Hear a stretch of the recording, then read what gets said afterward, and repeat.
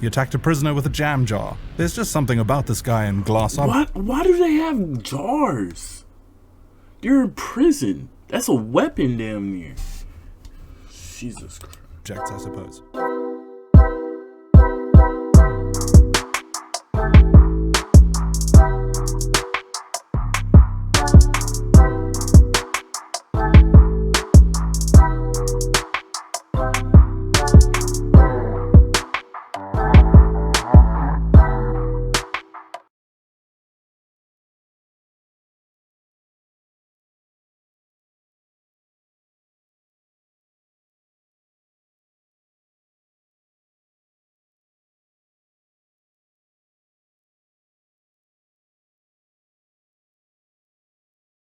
My name's Charles Bronson, and all my life I've wanted to be famous.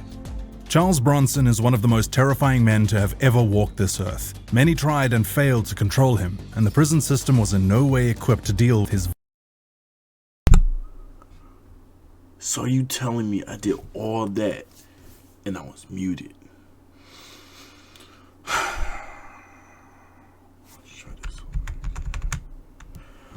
What's good? What's good, y'all? I already did all the, yeah. We finna just hop in the video. Fuck. My name's Charles Bronson, and all my life I've wanted to be famous. Charles Bronson is one of the most Again, I say, I'll whoop this nigga ass, no cap.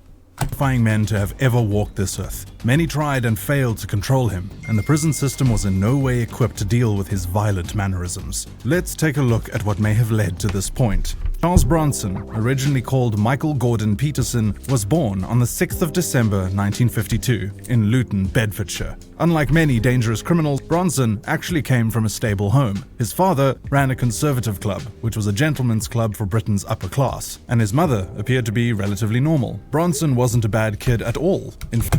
He's one of the times where they used to fight like this. Why-ya-yada. Why-ya-yada.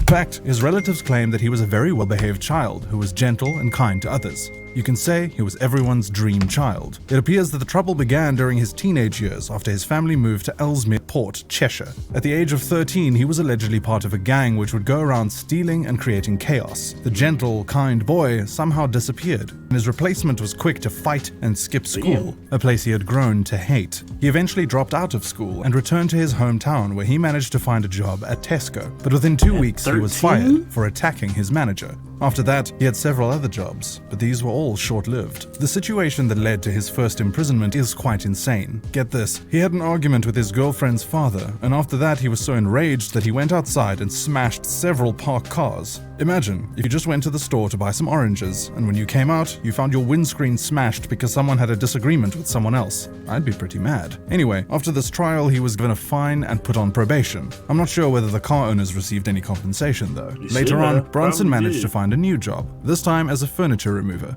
However, he'd continually get into fights and was constantly involved in petty crimes. Like, why did he just become a boxer at this point? Like, that's the question you gotta ask yourself. Like, or put him in the military. Like, make me president. 2024, I'm running for president. Cause like all this, yeah. First thing I'm gonna do when I get in office, I'm giving all my money to single black parents. Anybody else, yeah, you get whatever's left over. But most of that money going to single black parents, straight like that. Then, eventually, not so petty crimes. Keep in mind that Bronson was still a teenager at this point. His next major incident involved crashing a stolen lorry into a car. This caused him to receive more fines and probation, which did nothing to change his behavior, because at 19, he was convicted for playing a huge role in a smash-and-grab raid. He met his future wife in 1971. Her name was Irene Kelsey, and she was totally enraptured by him. When questioned about her interest in him, she said he was so different from any other boys I knew. He always wore tailored suits, had perfectly groomed sideburns, and a Cockney accent. So fellas, if you don't know how to get the girls, wear some suits and work on that accent. So fellas. What the fuck is this? Why is this? What? Huh? Is this supposed to be hair? I have so many questions. I'm so confused. If you don't know how to get the girls, wear some suits and work on that accent. The couple had a son in 1972 and divorced 5 years later. When Bronson was 22, he was involved in an armed robbery and was sent to Walton Jail for 7 years. While he was there, he had to be sent to the punishment block for attacking 2 prisoners for no apparent reason. The next year, he was sent to Hull, where he refused to do any prison work. Apparently, he became so enraged once that he smashed up a workshop after having an argument with an officer. They had no choice but to send him to the punishment block, and I suppose that he was becoming used to this at this point. They had to inject him with a sedative, and they added 6 more months to his sentence. After that, he continued his violent behavior and was placed in solitary confinement for a while. It seems that nothing they tried could get him to change, because when he was finally let out of solitary confinement, he attacked another prisoner with a glass jug. He was charged with grievous bodily harm, but after a while the charges were dropped to unlawful wounding. Bronson would have to serve 9 extra months for this violent action, and he was transferred yet again, this time to the Armley jail. This was not going to be his last transfer. Between 1975 and 1976. Okay, at this point you just gotta think, like, dude a menace. He gonna keep trying to be a menace, keep being a menace. Why don't we just,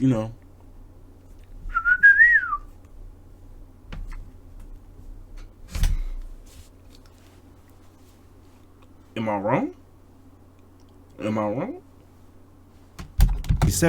He went from here to Wakefield, Parkhurst, and Walton prisons. He had developed a reputation for being so dangerous and unmanageable that he had to be transferred from Yorkshire to London while chained to the floor of a prison van. In the interest of prison guards and prisoners, Bronson had to be kept in solitary confinement. With no one to interact with or beat up, he decided to work on his fitness routine. But whenever he was let out of solitary confinement, he'd attack other prisoners or cause damage to the property of the prison. While he was at Wandsworth, he tried to poison the prisoner who was staying in the cell next to him. At Parkhurst prison, he became good friends with the Cray twins. Ronald and Reginald Cray were identical twin brothers who were well known for organized crime, murder, armed robbery, arson, protection, rackets, and assault. Yet Bronson described them as the 2 best guys he'd ever met. Birds of a feather, right? Unfortunately, he had to be separated from his 2 new friends because he threatened to murder a prison officer. So, he was sent back to Wandsworth, where he was caught trying to dig his way out of his cell. Apparently, another prisoner knew of his plans and snitched on him. When he was allowed to join the prison's population again, he found the snitch and brutally attacked him. At this point, there was nowhere else to transfer him, and the only institution which was willing to take him was the psychiatric wing at Parkhurst. He was transferred back to prison on the Isle of Wight, where he was charged for grievous bodily harm again. What did he?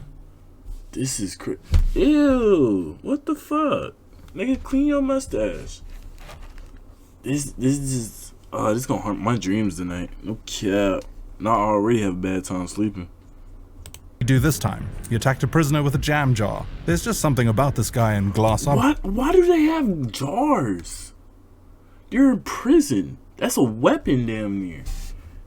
Jesus Christ.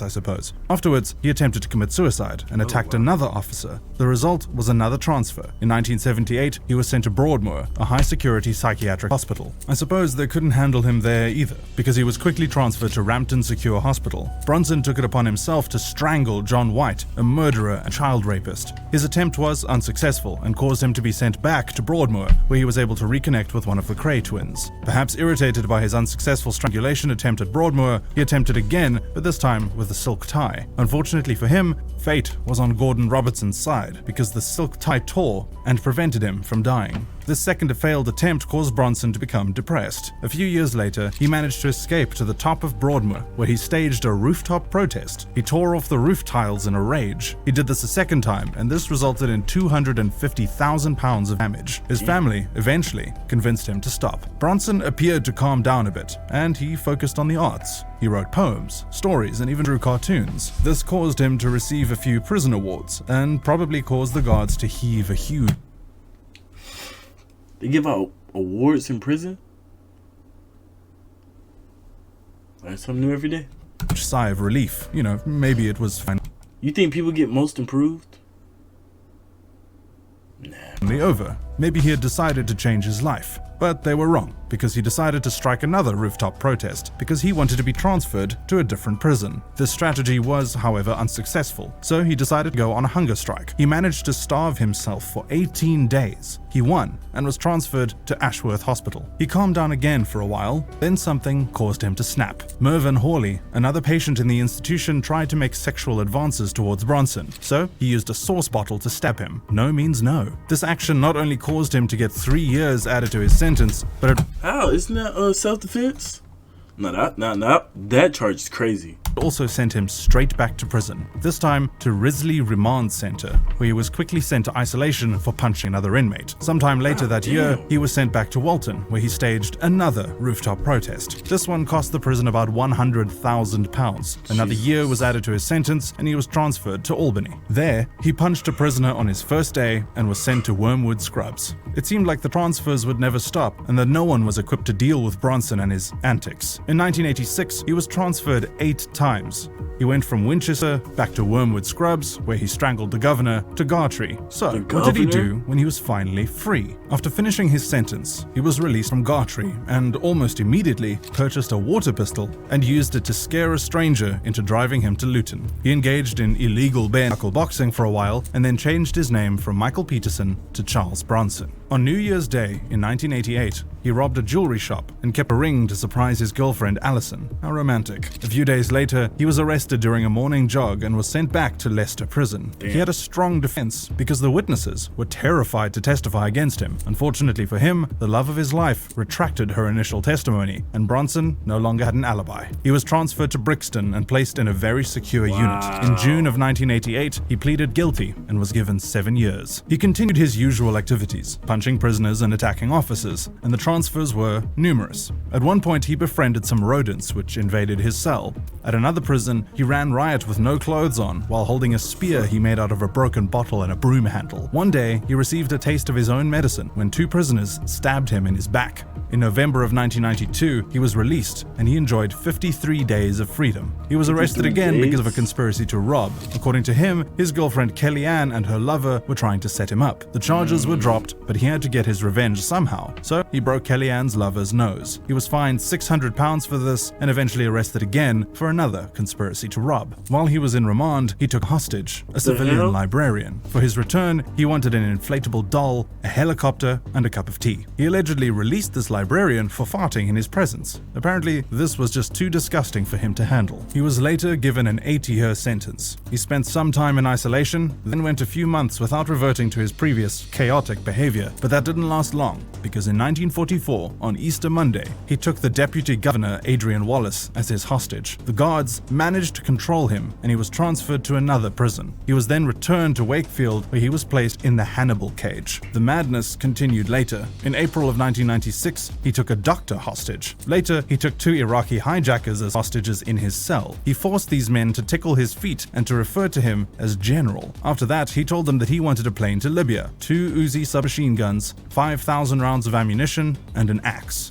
He let one of the hostages go, then asked for ice cream. Eventually, he released them all, but another 7 years was added to his sentence. He took several hostages later on: Robert Taylor, a doctor in 1996, Phil Danielson, an educator in 1999. God damn, look at them teeth. What in the fuck?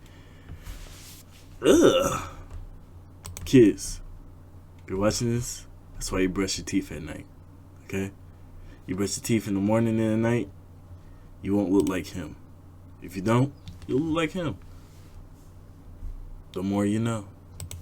Later, in 1999, law enforcement finally did what I think they always should have. They set up a special prison unit just for him, Robert Maudsley, and Reginald Wilson. In 2001, he married a Bangladeshi divorcee named Fatima Rehman, who had begun writing him letters after she read about him and somehow fell in love. He converted to her faith of Islam and decided that he would like to be called Charles Ali Ahmed. They divorced after 4 years, and he renounced the faith. He was later moved to Wakefield High Security Prison. In 2014, he attacked the prison governor. He decided to change his name to Charles Salvador and stated, "The old me dried up. Bronson came alive in 1987. He died in 2014.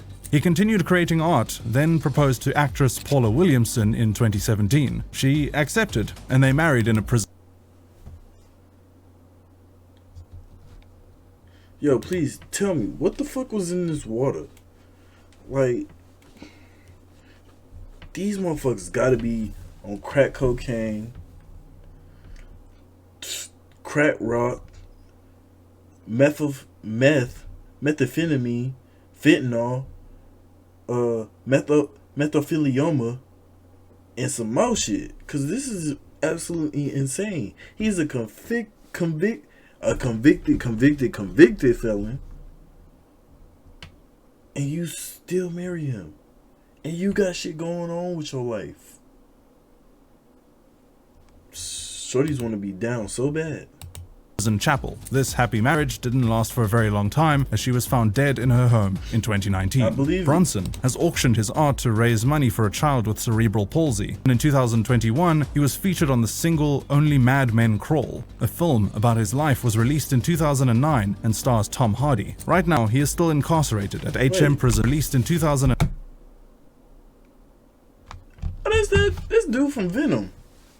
Ain't that about a bitch? 9 and stars Tom Hardy. Right now, he is still incarcerated at HM Prison Woodhill. What a wild and interesting individual. We have more videos just like this one, so... Hey, don't he give off like, what's his name vibes? What's his name? What's that nigga name? What's that nigga? You know his name. What's his name? You know it, nigga. The fuck? Thank you. Andrew Tate. Whoever said it, I appreciate you. He give off Andrew Tate vibes, like the way he look. Maybe just cause he's bald with a mustache. I don't know. But if you like the video, man, make sure you hit that like button, subscribe to the channel, do all that YouTube shit. Make sure you share this with the people you know and you don't know, cause they gonna like this shit for sure, man. I'm telling you. And with that, I'm out. Peace. Subscribe!